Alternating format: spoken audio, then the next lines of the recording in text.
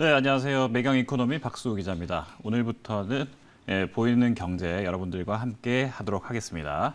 자, 오늘 처음 선보일 코너인데요. 오늘은 경제 전문가와 함께 거시경제 그리고 앞으로의 현황에 대해서 자연스럽게 이야기해 보도록 하겠습니다. 오늘 굉장히 유명하신 분을 모셨습니다.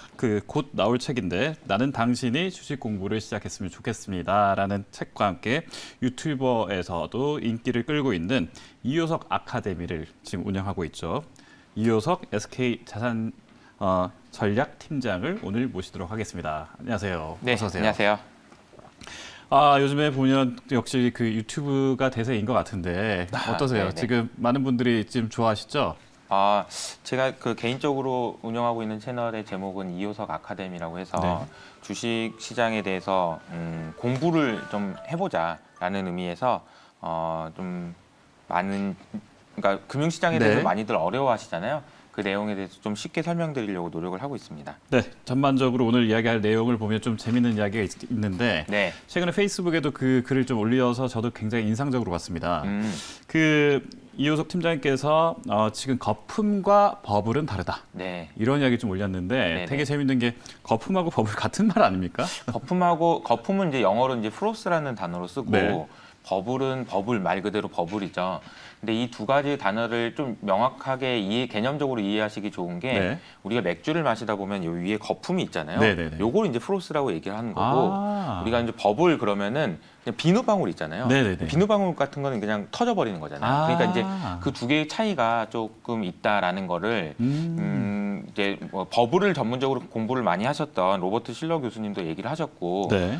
이제 그 프로스라는 단어는 그러니까 거품, 카푸치노의 거품 그리고 이제 맥주 위에 있는 생맥주 위에 있는 거품은 사실은 이제 가라앉게 되는 거고 버블은 이제 터져버리는 거니까 지금 현재 자산 시장에서 나타나고 있는 현상을 버블로 볼 것이냐 아니면은 좀 약간 과열로 볼 것이냐의 차이를 얘기하는 거라고 보시면 될 것 같아요. 버블이라는 게 그러니까 결국 이제 어떻게 보면은 맥주에서의 그 단단한 거품.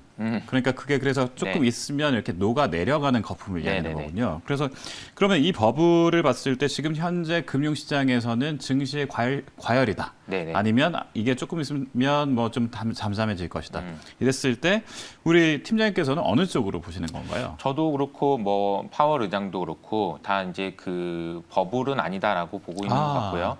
그러니까 현재 금융 환경상에서는 현재 주식 시장이나 주택 시장이 버블은 아니다라고 얘기를 했어요. 근데 사실 이 얘기는 과거에 앨런 그린스펀도 그렇게 얘기했습니다. 금융위기가 터지기 직전에도 야, 미국 부동산 시장 버블 아니다. 프로스다. 네, 네. 거품이다. 네, 라고 네, 네, 얘기했거든요. 근데 사실은 이게 버블인지 아닌지는 나중에 후행적으로 확인할 수 네, 있는 네, 건데 네. 지금 상황에서 알 수 있는 방법은 없어요. 네. 하지만 각자 나름대로 투자를 하시는 관점에서는 반드시 이게 어떤 상황인지를 인지를 하시고 판단하시는 게 좋을 것 같아요. 만약에 버블인 것 같다라고 강하게 생각하시는 분이라면 지금 현재 주식시장에 남아있으면 안 되죠. 그렇죠. 그러니까 한 터져버린다라는 얘기냐면은 무슨 얘기냐면 단순히 한 10%, 20% 빠지는 게 아니고 네네네. 뭐 30에서 50%까지도 빠질 수 있다라고 생각하는 걸 이제 버블이라고 본다면 그렇게 생각하고 있는지 그렇지 않은지를 판단하는 거는 투자를 하시는 데 있어서 굉장히 중요한 기준이 되지 않을까 생각합니다. 자, 최근에 ISM 제조업 지수가 발표가 됐습니다. 네네. 이 지수가 좀 중요하다 이렇게 보는 분들이 많고 모든 경제 매체에서 ISM 지수 이야기를 하는데요. 네네. 일단 오늘 첫 코너니까 ISM 지수가 뭐냐? 그리고 이건 또 네네. 어떻게 해석해야 되냐? 네네. 이거 좀 간단히 설명해 주시죠. 그 ISM 제조업 지수는 저는 개인적으로 여러 가지 경제 지표를 보는 것 중에서 가장 중요하다라고 말씀드리고 있거든요. 네. 가장 중요하다. 왜 가장 중요하냐? 제일 잘 맞으니까. 이게 주가를 설명하는데 예측력이 가장 네. 높았으니까 제일 네. 중요하다라고 보고 있고 또 하나는 가장 오래된 지표예요. 네. 그래서 공신력이 있고 잘 맞았습니다. 네. 그러니까 물론 최근에 좀 제일 잘 맞는 지표라는 것의 그 지위를 위협받고 있는 건 사실이지만 네. 과거부터 굉장히 오랜 시간 동안 지수의 설명력이 굉장히 높았다라고 말씀드릴 수 있을 것 같고요. 그래서 잘 봐야 되는데 되게 재미있는 거는 이 지표가 발표된 지 굉장히 오래됐는데 제가 지난 40년 동안에 이 지표가 어떻게 움직였는지 한번 네. 봤어요. 딱 4번만 네. 60 이상에서 찍혔습니다. 그러니까 이 지수는 50을 넘어서면은 경제가 좋을 것 같아요 라고 얘기하는 사람이 더 많은 거고 그렇군요. 50이 네. 안 되면 경제가 안 좋을 것 같아요라는 사람이 많은 건데 이 그림에서 보시는 것처럼 네. 60을 넘는 경우는 이번에 포함해서 한 4번 정도밖에 역사적으로 없었다. 지난 40년 동안. 40년 동안. 그 얘기는 뭐냐면 60 넘기가 진짜 어렵다는 얘기고 오. 60을 넘는다는 얘기는 그만큼 경기가 진짜 좋다는 얘기예요. 예. 근데 왜 60을 넘기가 어려운지를 제가 쉽게 설명을 드리면 네. 박수호 기자님도 늘 생각하시는 거겠지만 제가 가장 이기기 힘든 경쟁 상대는 누군가라는 네. 생각을 해봤을 때 가장 이기기 어려운 경쟁 상대는 어제의 나예요. 왜냐면 그렇죠. 어제의 나보다도 더 잘하기는 어려워. 왜냐면 진짜 이만큼 잘해왔는데 더 잘해야 되잖아요. 그러니까 그렇죠. 이제 네. 그게 이제 제가 표현드린 게 뭐냐면 ISM 제조업 지수라는 것도 똑같아요. 이번 달보다 다음 달이 좋을 것 같아요. 네. 좋았어요. 네. 근데 또 다음 달이 그 다음 달 또 좋을 것 같아요. 아하. 계속 이렇게 질문을 하다 보니까 결과적으로는 나중에는 야, 이게 이렇게 좋은데 더 좋아진다고? 어허. 그건 어려울 것 같은데 라고 생각하시는 분들이 많아지면서 네. 이 지수가 이제 점점 내려오게 된다는 거죠. 아, 그러면서 이제 사이클을 그린다라고 보시면 될 것 같은데. 그러면 지금 60이라는 건 일단은 좋다, 앞으로 잘 될 것이다 이렇게 보는 것이 아니라 현재 이 정도 60까지 왔으니까 지금은 굉장히 잘 될 것인데 네. 역사적으로 4번밖에 안 뚫었으니까 네네. 앞으로 이제 떨어질 일만 남지 않았느냐 이렇게 보는 분도 있으시겠네요. 그렇죠. 지금 이제 제가 보기에 이제 외국인 투자자 네네네. 이따 물어보시겠지만 외국인 투자자 중에 왜 이렇게 한국 시장을 파냐? 저는 이 생각을 하고 계신 것 같아요. 네네네. 뭐냐면 경제가 여기서 더 어떻게 더 좋아져? 이 아하. 생각인 거고 글로벌 경제가 만약에 여기서 꺾이게 된다라면 꺾일지 안 꺾일지는 알 수 없지만 네. 꺾이게 된다면은 가장 경기에 민감한 섹터를 많이 보유하고 있는 한국 시장부터 팔아야 되겠다. 이런 생각을 하고 매도를 하시는 것 같다라고 말씀드릴 수 있을 것 같아요. 네. 그러면 여기서 한번 다시 좀 정리를 해보면 일단 ISM 지수는 여기까지는 좋아요. 네. 그러면 이걸 바탕으로 해서 미국의 고용 지표가 지금 현재 좀 회복세를 지금 돌아서서 보이고 있다 이런 이야기를 하고 있는데 여기까지 ISM 지수에다가 미국 고용 지표까지 좋아지면 앞으로 이제 경기 회복을 기대할 수 있는지 이런 생각을 자연스럽게 할 수밖에 없거든요. 그렇죠. 그래서 이제 저는 보면은 ISM 제조업 지수는 경기를 정말 제조업 경기를 가장 잘 설명해 네. 주는 지수다라고 말씀드릴 수 있는데 이제 우리가 이렇습니다. 경제가 좋아지면 네. 주가는 좋아요. 네. 그런데 경제가 너무 좋아지면 주가가 안 좋습니다. 왜냐하면 그렇죠. 경제가 너무 좋아지면 이게 어제 뭐 옐런도 그런 얘기를 했지만 네. 이거 경기 부양책이고 좀 그만 써도 되는 거 아닌가? 네. 이런 얘기가 나오면서 그러면은 유동성이 좀 흡수되는 거 아닌가? 네. 이런 우려가 생기면서 주가가 안 좋단 말이에요. 네. 근데 이게 되게 아이러니하게도 제조업 지수는 너무 좋은데 네. 고용 지표는 아직도 갈 길이 멀다라는 얘기를 지금 그렇습니다. 파월 의장이 하고 있는 거거든요. 예. 그러니까 고용이 좋아요. 여전히 지금도 회복되고 있고 좋습니다. 네네. 근데 고용도 이렇게 떨어졌던 게 반 정도 회복된 거지 아직도 갈 길이 멀다는 게 파월 의장의 얘기고 사실은 더 중요한 거는 제가 보기에는 고용의 양극화가 훨씬 더 중요해요. 양극화. 네. 이 양극화의 문제에 대해서 파월 의장이 FOMC 회의 때 했던 아주 이례적인 단어가 있는데 이 얘기가 뭐냐면 내가 조만간 그 연준 근처에 있는 빈민촌이 있나 봐요. 네. 내가 거기 한번 가봐야 될 것 같아. 예. 라고 얘기를 했다는 거죠.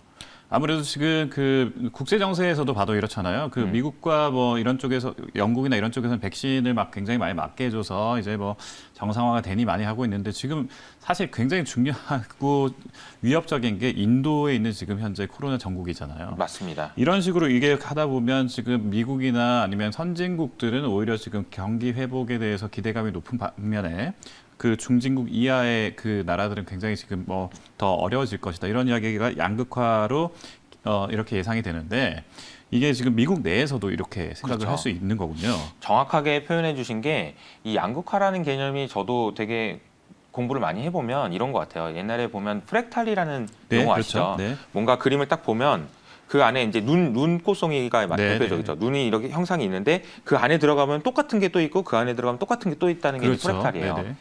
근데 이게 무슨 말이냐면 전 세계적으로 봤을 때도 방금 기자님께서 네네. 말씀하신 대로 미국은 좋은데 여기는 안 좋아. 네. 미국을 들어가다 봐도 여기는 좋은데 여기는 안 좋아. 음. 또 그 지역에 들어가 봐도 여기는 좋은데 여기는 안 좋아. 네. 이 고용도 딱 보면은 어떤 직업은 되게 좋은데 맞습니다. 어떤 데가 안 네. 좋아. 이게 계속 심화되고 있는 상황이라는 걸 말씀드릴 수 있을 것 같고 파월 의장이 지금 왜 빈민촌에 가겠다고 얘기를 한 거냐면 네. 우리가 금융시장에서 이렇게 투자를 하고 하다 보면은 이쪽 세상에 대해서 알 수 있는 방법이 없어요. 네. 그러니까 우리가 기업의 실적이나 아니면은 뭐 백화점에 가서 사람들이 그렇죠. 얼마나 많은지 붐비는지 이런 것만 보면은 이쪽 세상이 어떻게 돌아가고 있는지 알 수 없단 말이에요. 그래서 파월 의장이 거기 직접 가겠다. 그래서 네. 너희들한테 보여주겠다. 상황이 얼마나 심각한지. 네. 이런 얘기를 한 거라고 보시면 될 것 같고 아. 그런 거 생각해 보면 우리가 지금 금리 인상을 할 수 있겠니?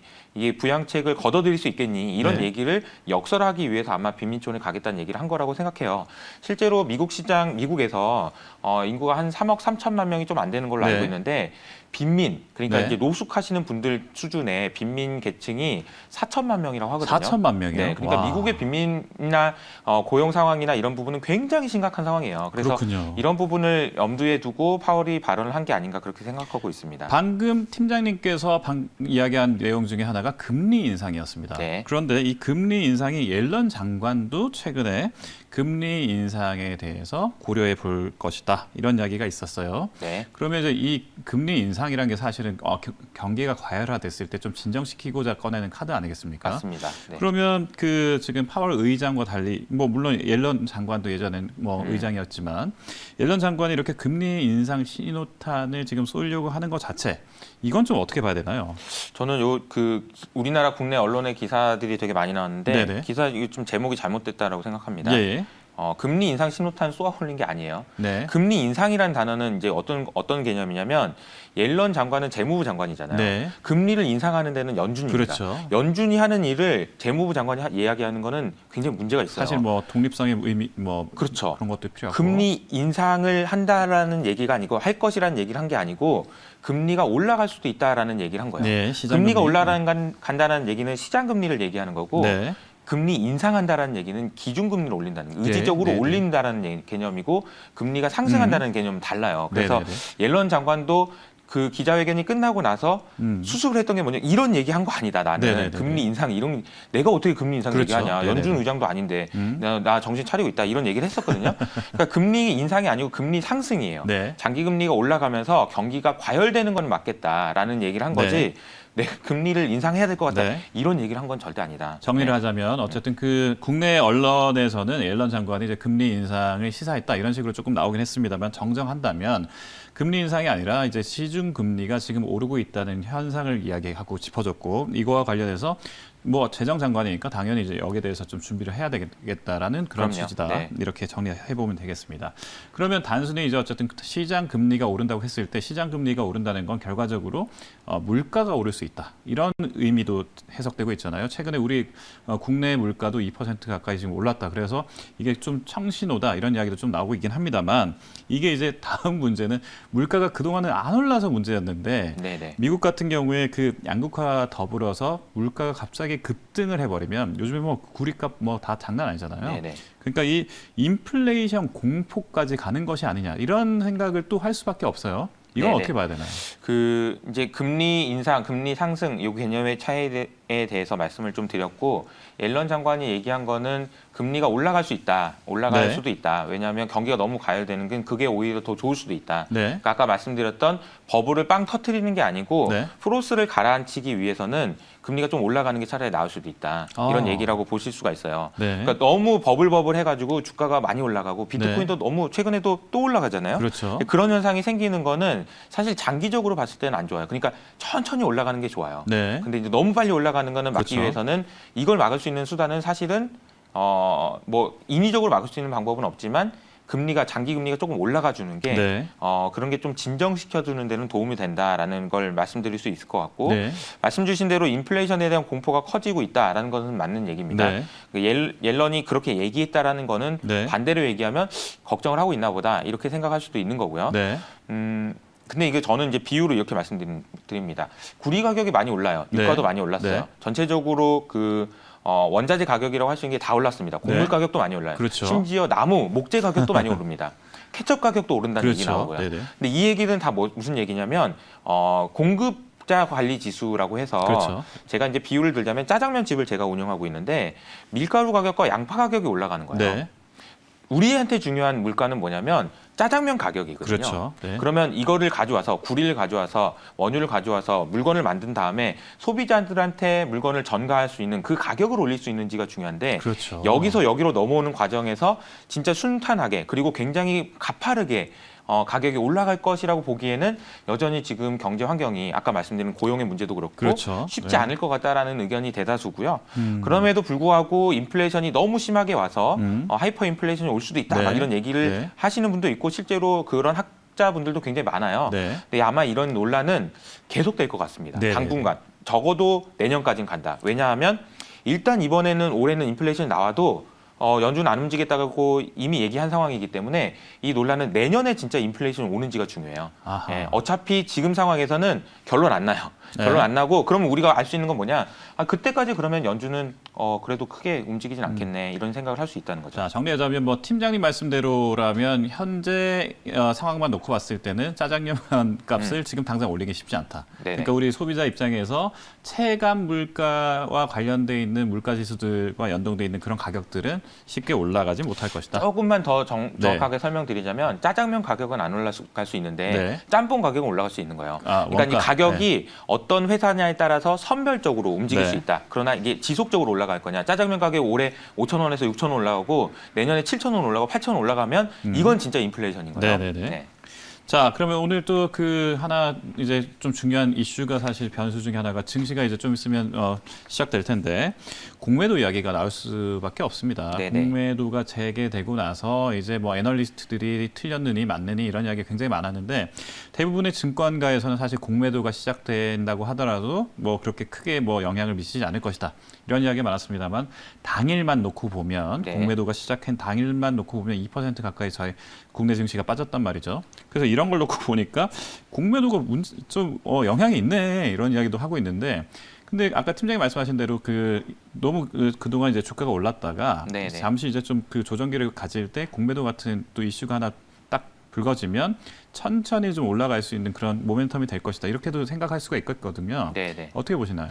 이제 뭐 그 증시 격언 중에 이제 저는 수급은 후행한다 네. 이런 얘기를 되게 좋아하는데 수급이라는 거는 펀더멘탈과 외적인 요인이기 때문에 뭐 수급이 왜 외국인이 왜 팔았냐 네. 아니면 공매도가 어떻게 되냐 이런 분석은 사실은 본질적인 분석은 아니에요. 네. 제가 이제 오늘 여러 가지 말씀을 드렸지만 제가 드리는 말씀은 사실은 주식 시장에는 굉장히 좋은 환경입니다. 네. 경기는 계속 좋아지고 있는데 부양책을 걷어들일 가능성은 그렇게 높지 않다라는 말씀을 드린 거고 네. 그렇기 때문에 펀더멘탈은 좋아요. 근데 네.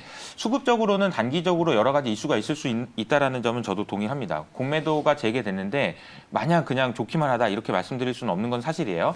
그러나 그럼에도 불구하고 공매도가 사실 긍정적인 면도 있어요. 그럼요. 네. 무슨 얘기냐면 저도 이제 과거에 헤지펀드를 한 4년 정도 운영해 보면서 했던 경험 중에 하나가 이번에 만약에 공매도가 재개돼서 외국인이 자금을 들어온다라고 했을 때 어떻게 들어올까를 생각을 해보면 공매도만 하는 사람들이 들어오는 경우는 거의 없습니다. 아하. 공매도를 하면서 동시에 이거와 대응되는 이것보다 더 좋은 주식을 사면서 들어옵니다. 아하. 반드시 그럴 가능성이 높고요. 공매도를 먼저 하고 사든지 아니면 어떻게 하든지 상관없이 같이. 그러니까 저도 생각을 해보시면 외국인 투자자 숏으로 그러니까 밑으로 빠질 거라는데 베팅하는 것보다는 얘는 빠지는데 얘는 오를 것 같아라고 베팅하는 게 더 네. 많다는 거죠. 그러면서 이게 균형감을 맞춰가면서 증시에 아마 이제 공매도 때문에 미치는 영향은 단기에 그칠 가능성이 높다라고 저도 생각하고 있어요. 네. 오늘 정말 재밌는 이야기를 많이 해줬는데 어쨌든 앞으로도 이제 그 경기가 급상승할 것이다 아니면 뭐 인플레이션 가능성이 높을 것이다 이런 이야기를 하지만 조금 더 지켜볼 필요가 있겠구나 이런 거 네네. 오늘 알 수 있는 그런 유익한 시간이었습니다. 오늘 감사합니다. 네, 감사합니다.